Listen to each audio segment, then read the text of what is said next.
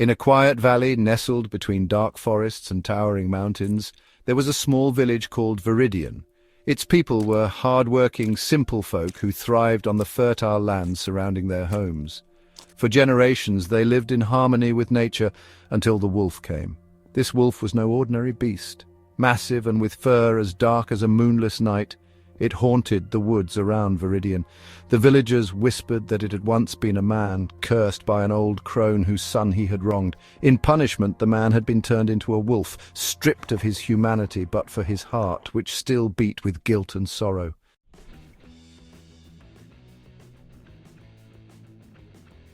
The wolf prowled the edges of the village, watching from the shadows. In his early days as a beast, his hunger and rage had led him to attack livestock and frighten travelers. The villagers feared him, calling him a demon. Over time, the wolf realized that his actions only deepened the curse. Each act of harm bound him closer to the village, compelling him to linger near its borders. Then one night, as he watched the village under a silver moon, a flame flickered in his heart. He wanted to atone.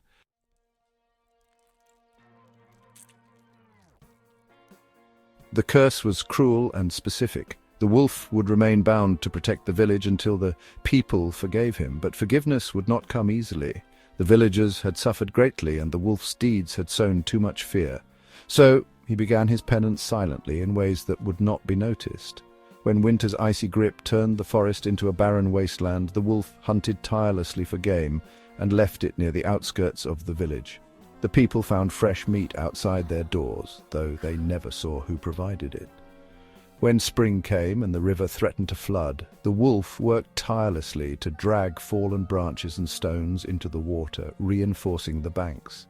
The villagers marveled at how the river stayed within its bounds that year, though they did not know why.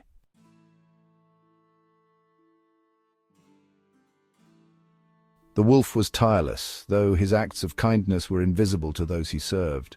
He saved lost children who wandered into the woods, guiding them home in the guise of a silent shadow.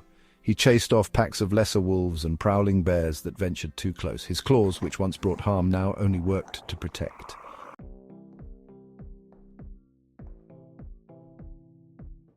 Seasons passed, and the wolf's body grew lean and weary, yet no forgiveness came. The people of Veridian remained wary, their hatred of the wolf born anew with every howl they heard in the night. They would not see the good he did, for fear had blinded them.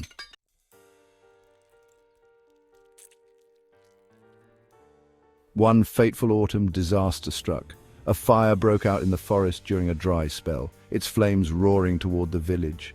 The people scrambled to save their homes, but the fire was swift and unrelenting. With no other choice, they fled to the riverbanks, watching helplessly as the blaze devoured the fields and crept closer to their homes. It was then that the wolf emerged from the trees, his fur singed and his eyes fierce with determination. The villagers gasped and retreated, thinking the beast had come to harm them. But the wolf did not attack. Instead, he raced into the flames, tearing at the burning debris that threatened to ignite the village. He howled, a mournful sound that echoed across the valley, as if summoning the heavens themselves to intervene. Hour after hour, the wolf fought the fire. He dug trenches to halt its advance, flung aside burning branches with his jaws, and battered at the flames with his body.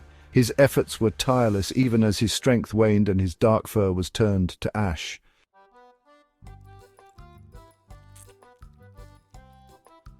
By dawn, the fire was extinguished, the village was saved, but at the edge of the forest where the last embers smouldered, the wolf collapsed. His once proud form lay motionless, a charred and broken shadow. The villagers approached cautiously. For the first time, they saw the truth. It was the wolf who had saved them. In his burned body, they saw the cost of his sacrifice.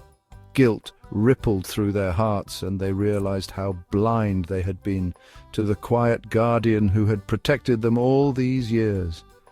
One by one, they knelt beside the fallen wolf, whispering prayers of thanks.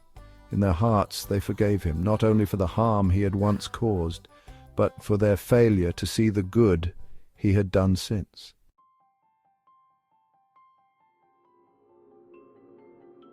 As the sun rose, a strange light enveloped the wolf's body. His burnt fur melted away, revealing smooth skin and human features beneath.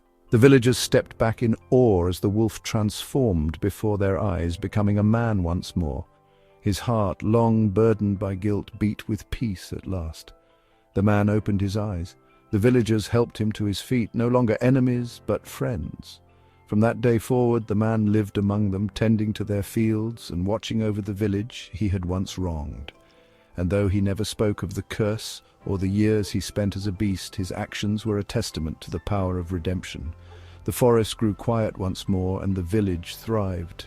But every now and then, under the light of the full moon, a lone howl could be heard. Soft, mournful, and full of love for the people he would protect forever.